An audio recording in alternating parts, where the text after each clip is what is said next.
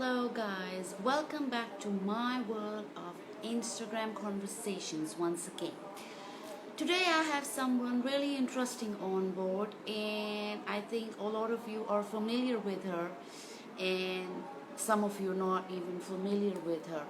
So, without any further delay, let's bring her in, guys. Just waiting for her to come online, and we will connect with her. I hope you all are doing great out there and are safe and staying home. Let me just bring her in, guys. Alrighty, we're all set for her. I'm really excited. And yeah.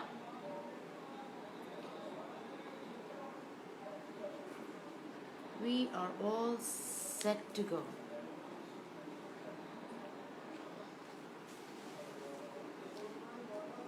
How's everyone? I am just waiting for her to come online and then we can start.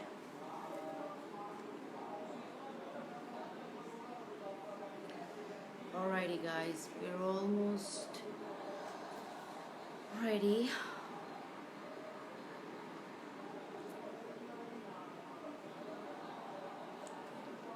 Hey, how are you? I am so hot today, guys. It is so hot today. Oh my goodness. I am just waiting for her to connect and then we will take it from there. We're all set.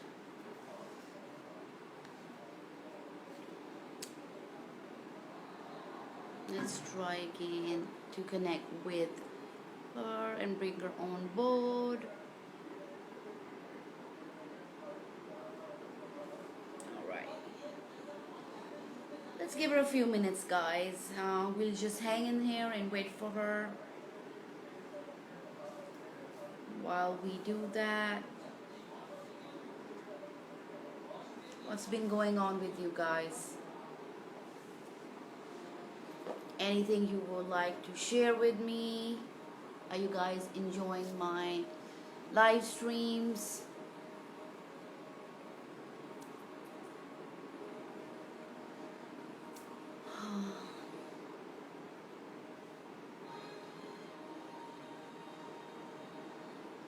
I'm just waiting for her to come in and then we would start. Yes,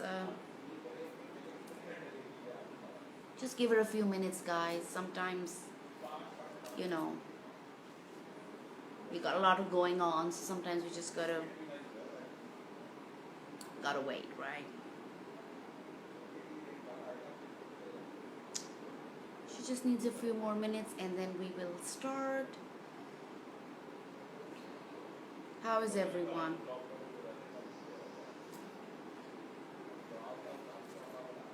Guys, we have a few minutes delay. Is that okay with you all? She's just saying 5 more minutes and then we will start. So that's fine. We can just hang in here and talk. And I guess that's it. How's everyone today?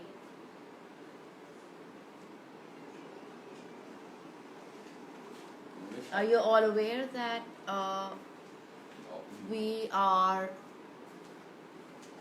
who we have on board tonight? Were you able to, hi, were you able to see on my page who is coming in tonight? For those of you who are just coming in, we're just gonna start 5 minutes late. She is running late. She had something come up and that's totally okay. So, have you guys been watching my live streams? You're tired. I'm hot. not tired. Guys, do you like my conversations? Any feedback you want to give me?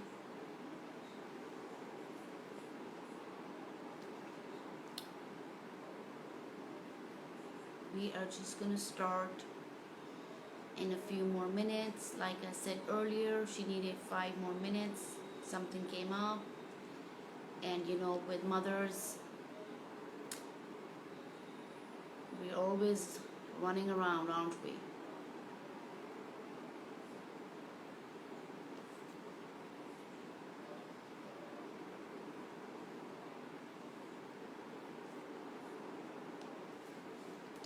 I really want to go and swim. That's what I want to do, guys. Just want to dive in water and swim. Yes. Who wants to go swimming with me?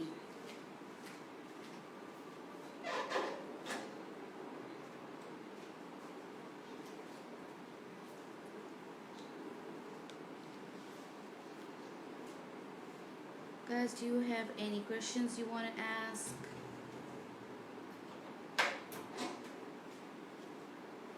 We are waiting for her to... Hello, hello.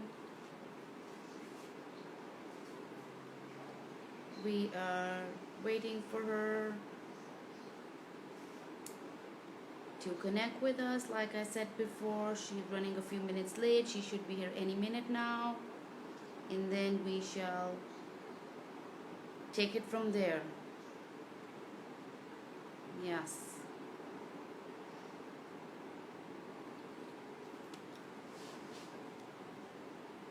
Today was super hot, guys. It was super hot. I went around 7 p.m. outside for a walk with my son and my daughter, and I think we had walked only 2 minutes, and we were sweating inside of our masks, and we couldn't take it. It was so hot, like at 7 in the evening, and we just walked for like, I don't know, 12 minutes, and my son was like, I want to go back home.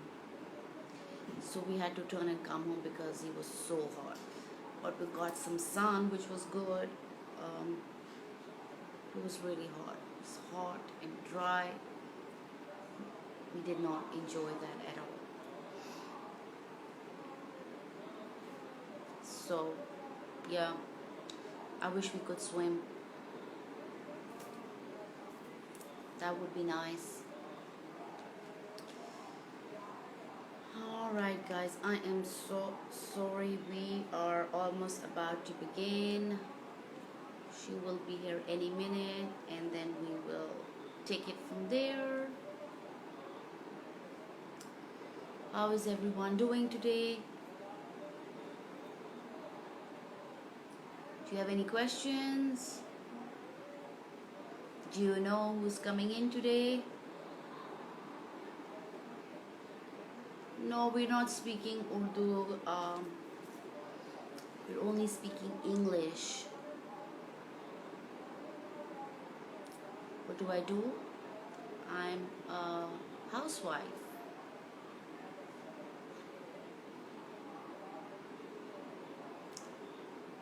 And male body massager. I'm not a male, so yeah.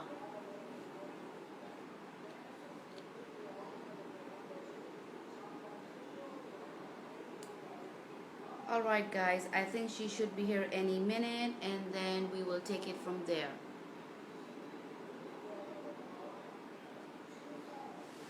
Okay, we are almost set. And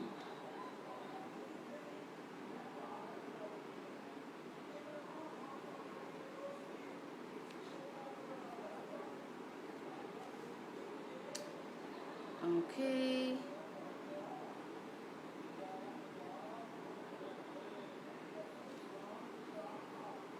She should be here any minute guys, and then we will start. And I think I need to block you because We're trying to have a conversation here, a civilized one. So you need to go talk with somebody else. Hello, hello, guys. I am sorry we are running a few minutes late. Like I said before, my guest had something come up, and I just have to wait for her. In the meanwhile, fill me in with what's going on with you guys. Like I said, today was a very hot day for me, and that's about it. Just really hot. Seems like nothing is working. So yes, that's about it.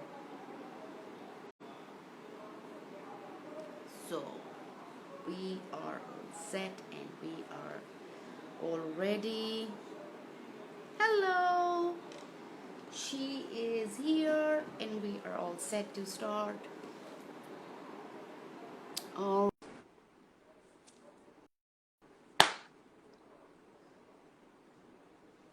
we are It, connecting. um, I was doing a live with somebody who suffered from Okay. COVID, and her story Oh, was so scary. Can you hear me? I okay. look a little funny on screen. I can hear you, my, and it's still loading, so I can't see you, but I can hear you. So we're good for right now. Okay, I think the great. Yeah, picture. it's like I'm looking a little funny. Let me Well, I see. think the audience can see you, but my internet is taking a bit longer, so you're good as far as I'm concerned.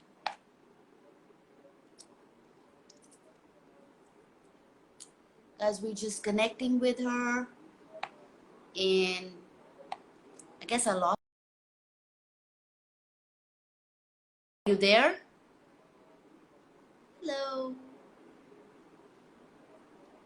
I think the call dropped, so let's try that again, guys. Let's try to connect again with her,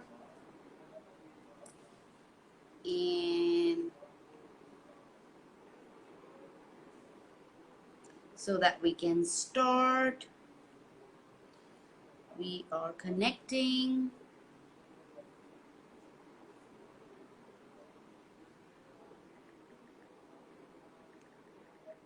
And it says we are connecting. Yes, I think it is Yes, working now. Can you see me and hear me? I can hear you. Still cannot see you, but that's fine. Sometimes my internet just acts up. It will, as long as I can hear you and everybody else. I think Yes, everybody else can I see you, can hear so you. that's all. Okay. So I I want you can to hear you introduce you. clearly.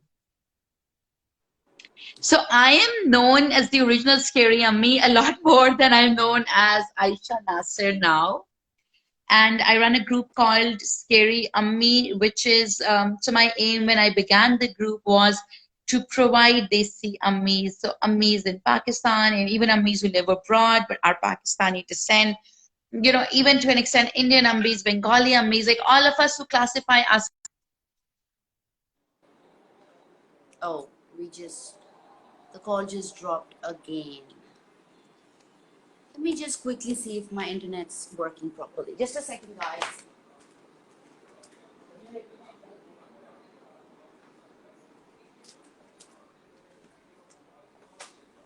Yeah, I know. I don't know why it keeps on going off.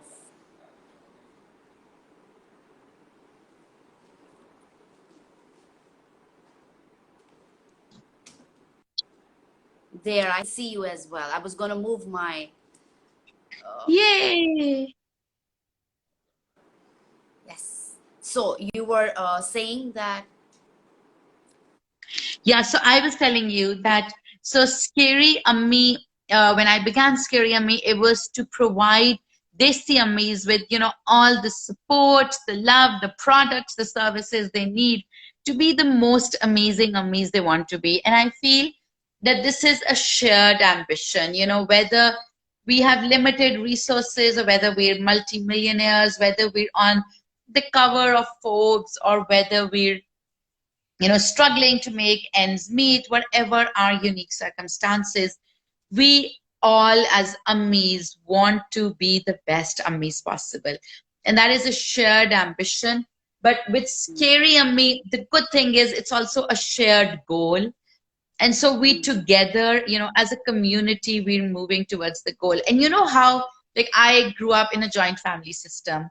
And the joint family system used to be the very fabric of Pakistani or Desi society, like maybe 20 years ago, 30 years ago, like 20, 30, it's still there. But in the last decade, तो ये बहुत कम हो गया है. And it's Right. been, so to me, Scary Ammi is like a replacement. It's the mother-in-law who doesn't live with you anymore. It's the chachi-in-law who's not in the next room. It's all that advice and all those suggestions and all those baatein and the nandon ki ladaiyan, and you also get the tanas and you also get the criticism.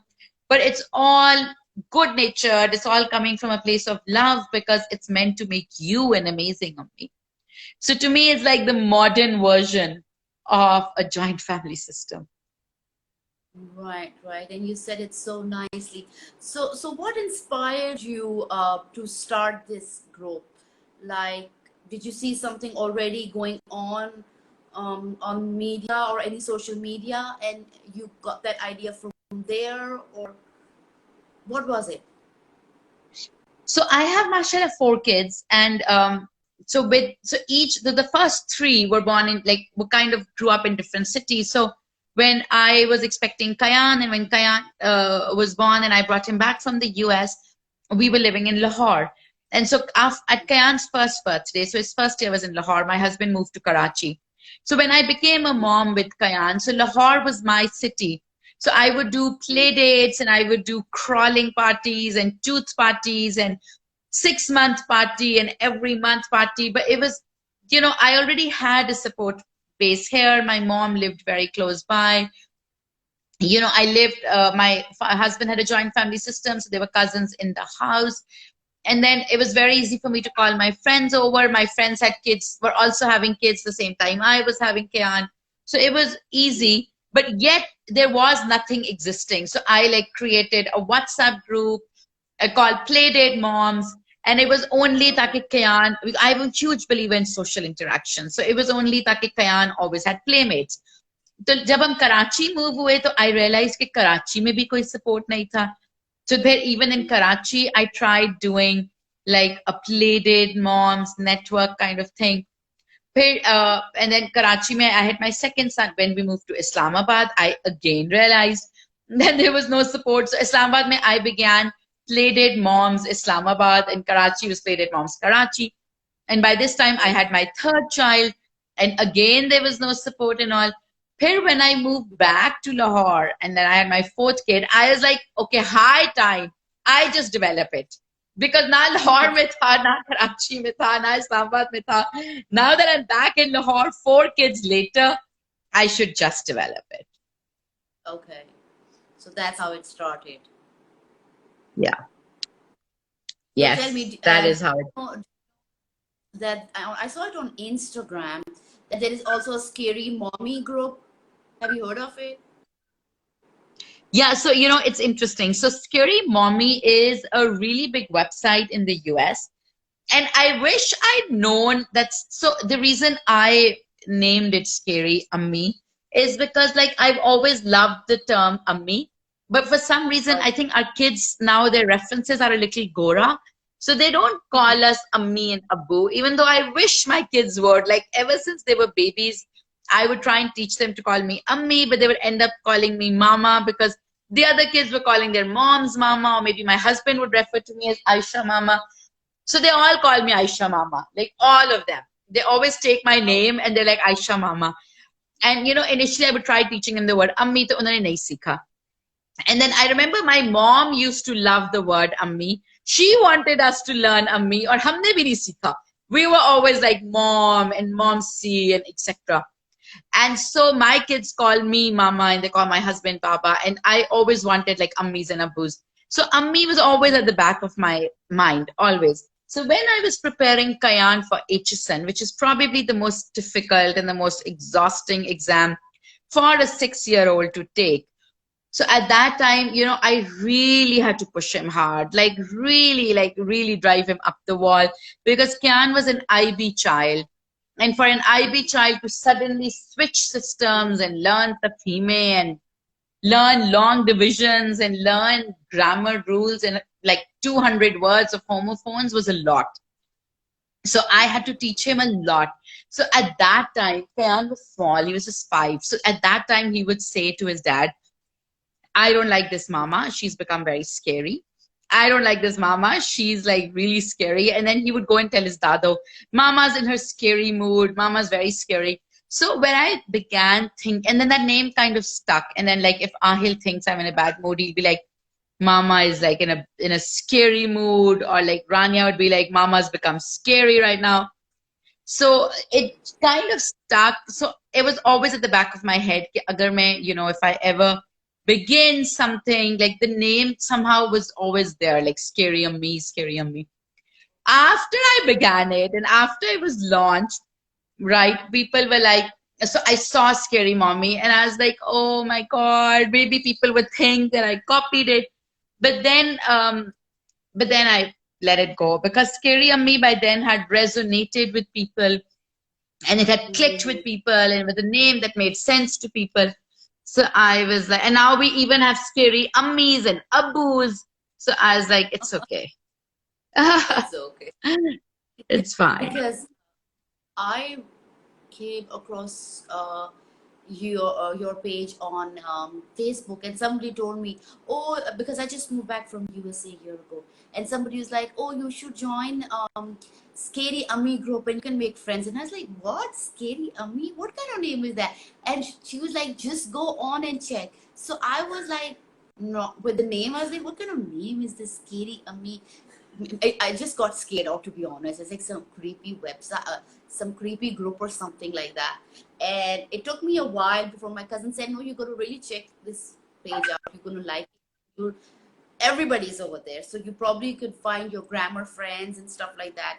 So that's how I found you. And then I was like, of course, all into it. And, I really enjoyed all your, I was on Facebook. Now I'm not on Facebook. So I really enjoyed it. So tell me, when you initially made the page, was it challenging for you, or did you get people on board right away? And how did it go for you in the beginning? So I honestly had no idea Scary on Me was going to become so big. Initially, when I began it, I really didn't begin it as like a full-time thing. I didn't begin it as a business. I just made this group, and then the group began growing and growing and growing to a point where I needed to have people like helping me manage it. And now we have a team of like 8 women who are like the backbone of the Scary on Me and Scary on Me's and Abbu's group. 8, maybe 10, I don't know, but we have like a big team now because now it is like insane levels. Like we get more than like 2,000 member requests a day. So like somebody has to physically go through, and we get like 5,000-6,000 requests a day for like posts, and it's like insane amounts, insane levels. And then moderation also, Scary on Me is very different because unlike other groups where the members are just putting out content, Scary on Me puts out its own content like all the time. So our own campaigns are all consuming. Like at this point, we're running 3 separate campaigns, and all like I'm personally running the COVID-19 campaign, and I'm running the COVID-19 talks where survivors are coming on Scary on Me and sharing their stories, and doctors are coming. And it's an initiative very close to my heart because I was COVID-19 positive. So I really want to talk about it. But at the same time, we have another campaign running, which is on staying healthy and fit at home, which is being run by a separate team. And then we have a third campaign running, which is about brewing recipes of love and how food can bring you together. So like now it's grown into something much bigger than what I had thought or I had planned. And there came a point when I just kind of went with the flow and I was like, chalo, jidhar bhi ja raha hai, I'll kind of go with it. But now I think it's come to a point where Scary on Me needs to be thought of as a business, because otherwise, it's not a hobby anymore. It's a really like it's a portal that a lot of people depend on, and to keep it engaging, to keep it sustainable, to keep it like it has to support a team of like 8, 10 women now who do, the graphics. Like it's a lot of, like, now it's a proper portal. It's a lot more than my opinion going out there. It's graphics, it's thoughts, it's content calendars, it's moderation, it's, now it has a lot of international flavor. So all that, because it has all that, now it has to be like sustainable as a business for it to be able to afford all the expenses that Scary and Me now needs, which was never the original plan. Originally, I was like, oh, like, my son Sharan was growing up. So I was like, oh, this is what Sharan did. And people will be like, oh my God, we've learned something new. And then I was like, oh, this is what Sharan did. But now it's like so much bigger than Sharan or bigger than me that sometimes, literally, it's really funny. Like sometimes I'd post something on Scary Yummy and a couple of members would be like, oh, who is she? Because, the group has gone beyond me and beyond my personality, which is what I wanted. I wanted it to become like so much bigger than me. And so, like, there could be people on it who don't even know who I am. So initially, obviously, it was very personal and everybody, like, I knew everybody. But now, obviously, it's grown to become so much more important. And now it has a voice that the Minister of Education listens to and the governor listens to and people respond to, and which is great. But obviously, with Yeah. increased power, there comes increased responsibility and increased requirements. So now I often tell my husband that it's become like scarier than I ever thought it would be. And like it's taken over my life in a really big way. But I'm hoping to find balance and to have it become like a Pakistani version of the Huffington Post in some ways. Cool. So you're happy with the progress and you're happy where it's brought you to, right? Yeah, I think it's overwhelming. And now, like, if I had planned it out, I might have planned it differently. I might have started with a website, or I don't know. I honestly never thought that like, I was responding to a very personal need I had for a support Right. group and a community. And I didn't realize it was the need of like every single me out there. Wow. Wow, that's amazing. So let's talk about a little bit about COVID-19. Now, before I ask you something, I want to say that I suffer from extreme anxiety, and when COVID-19 happened, it had not even come in Pakistan, and I was in lockdown. And I was very nervous, and I didn't know what to anticipate at that point. And from there till now, it's been really hard for me.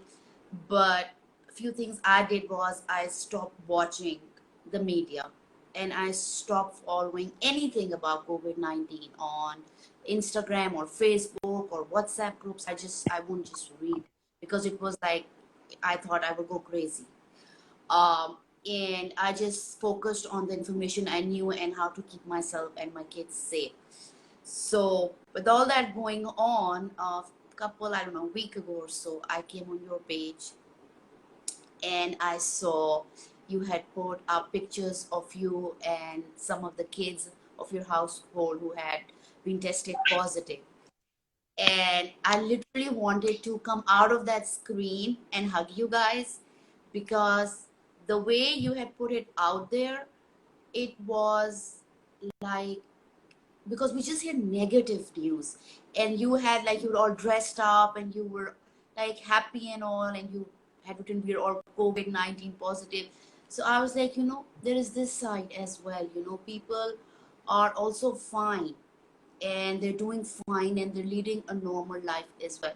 So for me, I want to personally thank you for putting those pictures out there, because for me it helped me a lot as far as my anxiety was concerned. I thought that this was a very powerful message. Your picture with that big smile and everything was very powerful for at least me. I can only talk for myself. So now I want you to talk about uh, how did you find out, and are you over and done with it, and so on. So actually, so I'm like the daughter of a doctor, and he's obviously leading the COVID-19 efforts for the governor of Punjab.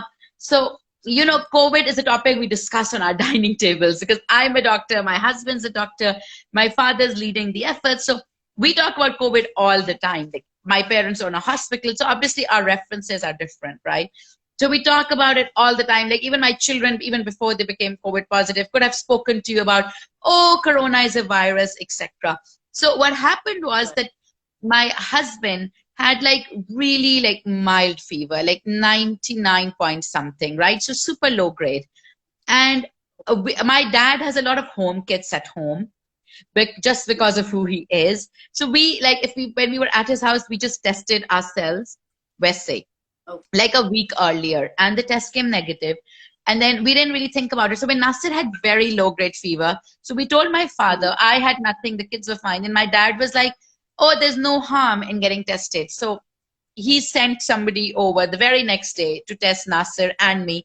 And he was like, Nasir, if you're getting tested, you might as well get Aisha tested. And it didn't even cross my mind that we would be positive. Like it just did not even cross my mind. When the test came back, for a moment when I read the test, like the lab people had WhatsApped it to me, I was like, what does detected even mean? Like I could not imagine that I was positive or Nasir was positive. Then the very next step was getting my children, our staff, everybody tested, right? And for like a couple of days, I was in complete denial. I was very anxious, especially when my children got tested. And then, we didn't have symptoms, but I was very anxious about what if like I fall severely ill? What if Nasir falls ill? What if the children fall ill? What if this happens? What if that, like, all the what ifs. So for a couple of days, I was like very lost. And then I began hearing from people, like not a lot of people knew we were positive, but like those who did, we began hearing about how that person was hiding that they were positive, or that person was hiding, and that person was hiding. And so out of the blue, I was like, well, why the hell would anybody hide? Like if I am positive, I want to literally put it out on social media. So anybody who's met me or anybody who lives next door to me, anybody who shares like the same dhobi, for example, should should immediately be on alert. Not that I share a dhobi with anybody, but like just hypothetically speaking, or like share a mali, because like where I live in camp, it's the same mali who goes to maybe 4 houses, right? So I was like, so literally without even thinking twice, I took pictures of me and my kids and I stamped them with like big bold letters, like I am COVID positive, and I put them up with the story that we are COVID positive, but we have no symptoms. But yes, we are positive. And honestly, Mevish, I had no idea, but those pictures were shared like thousands of times. And because I think at the time when I was COVID positive, this was just beginning to happen, that everybody was hearing about people who are COVID positive. Before that, we were like, पता नहीं Covid है भी कि नहीं है, पता नहीं ये कंस्पिरेसी तो नहीं है, पाकिस्तान में it's not that bad. पहले तो we were all in denial. जब I think बिल्कुल वो कस्प का टाइम था जब मैंने पिक्चर्स लगाई. And oh my, and that, and the reaction to those pictures, and matlab the overwhelming reaction. Like I think Nasir and like we counted, we probably had almost 1,000 calls in like the next 2 days of people who could not imagine that we were positive. And like those pictures of mine were shared back to me so many times. But that made me realize how desperately people wanted to know more about this disease and they couldn't learn. There was a dearth of information. How desperately they wanted like genuine information. How desperate they were for some comfort, for some solace, for some understanding. So that was the day that I decided to launch COVID-19 Talks. And since that day, every single day, I've spent like 4 to 6 hours live on Scary Yummy. We've spoken to COVID-19 survivors. We've spoken to COVID-19 warriors. We've spoken to celebrities who are COVID-19 positive. We've spoken to doctors who are at the front line, doctors who are, managing labs. We've spoken to public health professionals, like everybody and anybody, because in the chaos that Pakistan is in right now, literally it's a chaos. What gives anybody comfort is accurate information, is true information.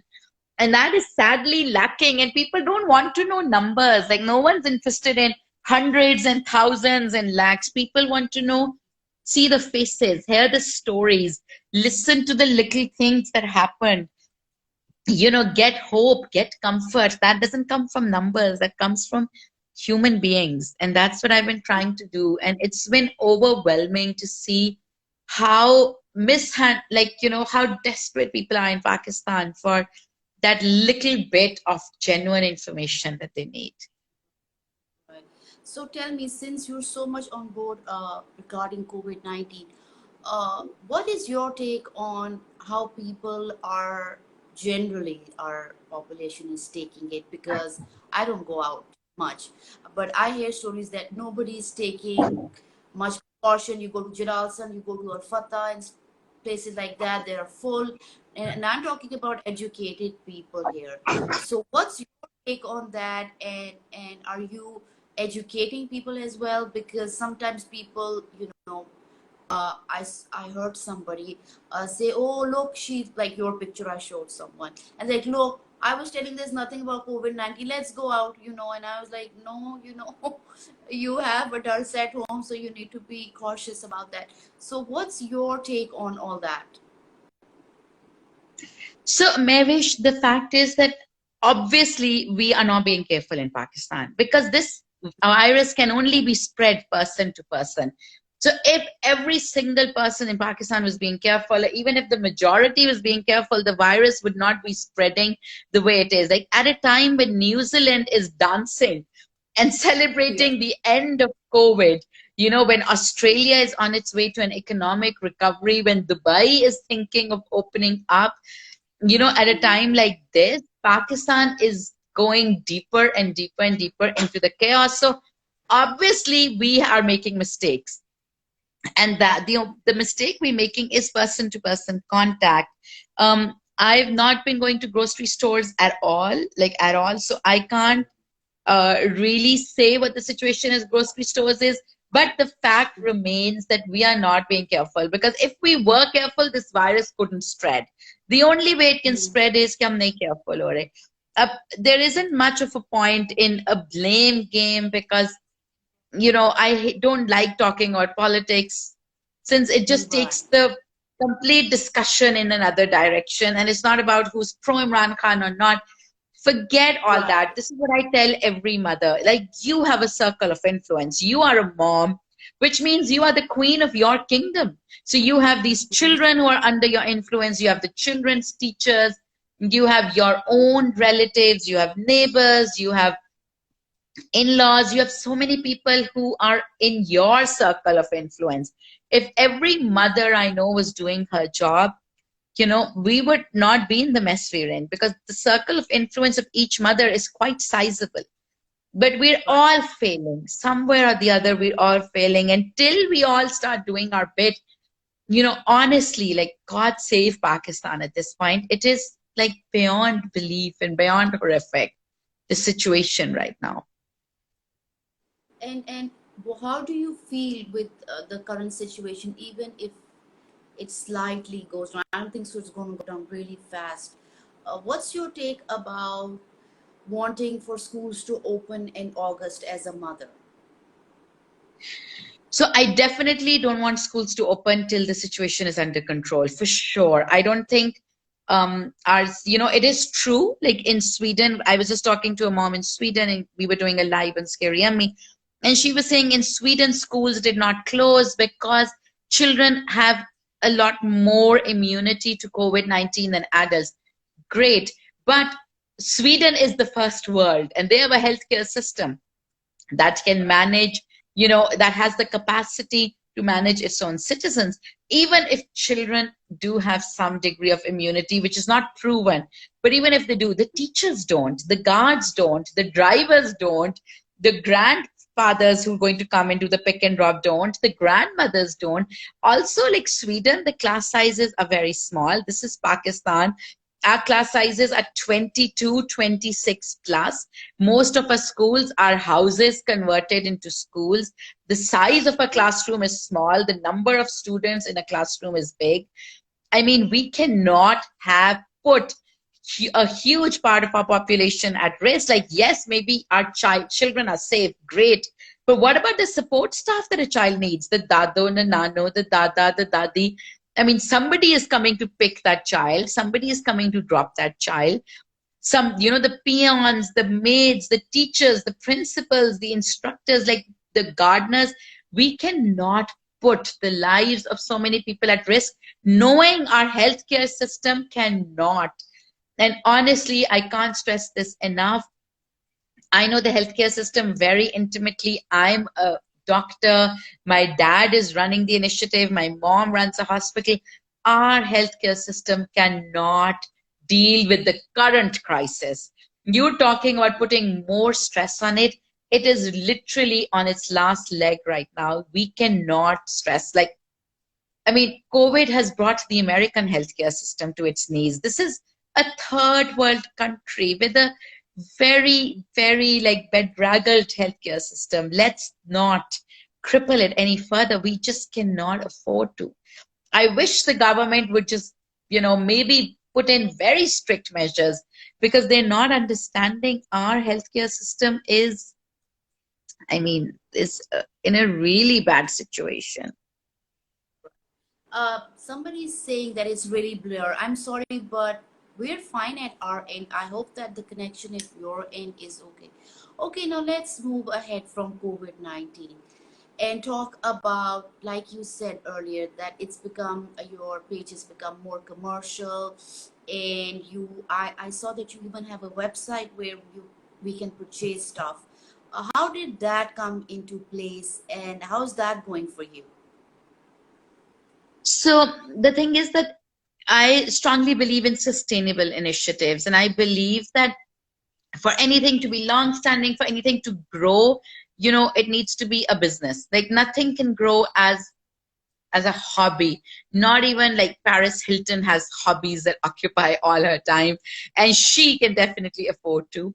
But Hmm. everything needs to be sustainable, and sustainability is only possible when your venture becomes a business. So Scary and Me has to become a sustainable business in the future. I don't think it is there right now, but it has to. One of the things that I wanted to do was that, on Scary and Me we would talk about good nutrition and organic cotton clothes and, activity books, and there were none available. So I wanted to develop an e-store where everything that an Ammi needs to be amazing is available and is a click away. And I call it like Pakistan's first ethical e-store. It's being built right now. It launched on the 1st of Feb. A lot of teething problems are there. I mean, a lot of things need to be improved, but it's gotten an amazing response, like much better than I thought it would. We constantly scrambling to increase our capacity to serve the needs, but all this shows me how great a need there is for ammis to become the most amazing ammis they can. Mm, true, true. So tell me,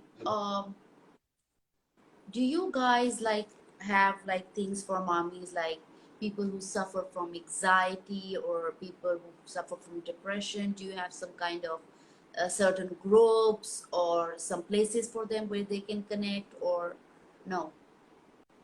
So we do, I mean, wellness is a huge part of the Scary Yummy initiative. So we do wellness talks almost every other day. We had one today also. In the, like, I also want to introduce services on Scary Yummy. So we've introduced one, for example. So in COVID-19, people can't reach out to doctors, right?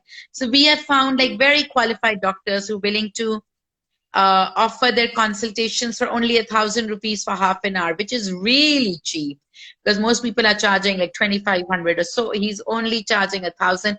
He's an excellent doctor. So in the future, I want to offer like, psychologists who specialize in postpartum depression and maternal anxiety issues, etc.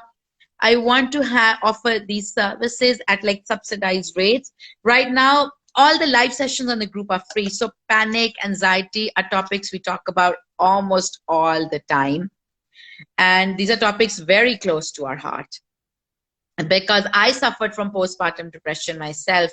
So it's something that We ran a campaign a while ago which was called I'm a PPD Survivor. What is your story? And we had hundreds of women put their story out there in like big red bold letters saying, I am a PPD survivor. What is your story? Okay, that's great. And do you have any grieving mom groups where moms who've lost their kids can connect with each other and again talk about their story to help them heal and stuff like that? So in the future, I do want to have these subgroups for sure. Like I do want to have a grieving moms group. I do want to have a postpartum support group. But at this point, we have one sister group, which is the Scary Ummies and Abus. And honestly, each group takes out so much from like me and consumes me in so many ways that I haven't really been able to build the subgroups as quickly as I would want to. But that is definitely in my plan, like for sure, 100%. Great. It's something Okay, I want to.